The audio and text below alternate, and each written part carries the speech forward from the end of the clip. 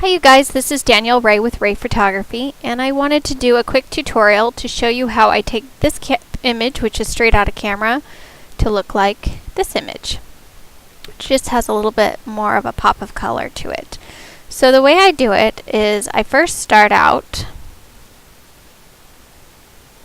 by going up here to Image, Adjustments, Color Balance. And I slide the yellow slide just slightly to the left and the red slightly to the right. I do that with the midtones and the highlights. Slightly to the left, slightly to the right.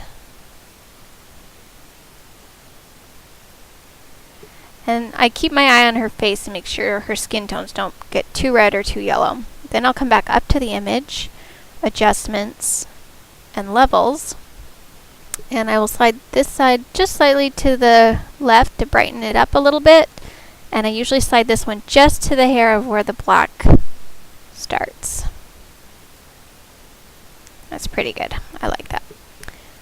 I'll zoom out a little bit. Then I come over here to the Dodge and Burn tool. This one is the Dodge tool. It makes things a little brighter. And then here's the Burn tool. It makes things a little darker. I always make sure that the range is set to shadows and about 25 to 30%. And I get a pretty good sized brush. And oh, too big of a brush. And I just come in here, kind of darken up some of the areas around the edge. Give it a little bit more contrast. I like that. And then I might come up here and get the Dodge tool and just kind of brighten up some of these backgrounds, especially if there's some good golden color back here. That's pretty good. I'll come back up here to adjustments and levels and just make sure this hasn't gone any different really. And then I will crop this so that we have the good rule of thirds here. Oops.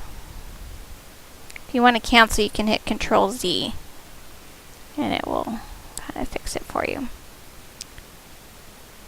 I think I want her in the center for this one.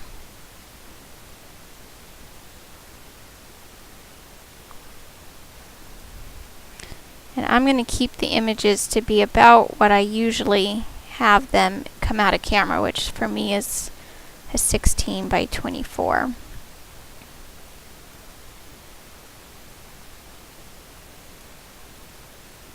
I like that. Crop here. Now this little spot, empty spot, is kind of bugging me, so I'm going to come over here to the clone tool.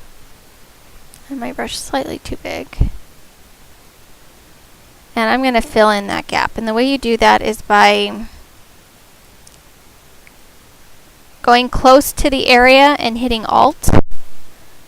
And then you can just kind of fill it in a little bit. Same with right here. I'm going to just fill this area in just a hair so it doesn't look blank. If I want to make it have a little bit more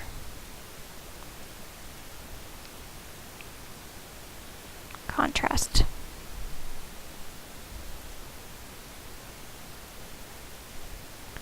I want to make sure it looks realistic. Oh, and I just went too far. If I find that I'm not in love with it, I think that one looks pretty good.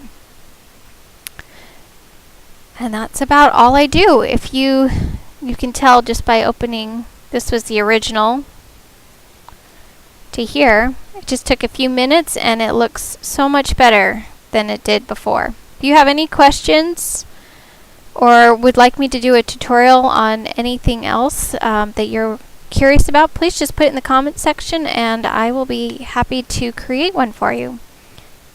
Thanks.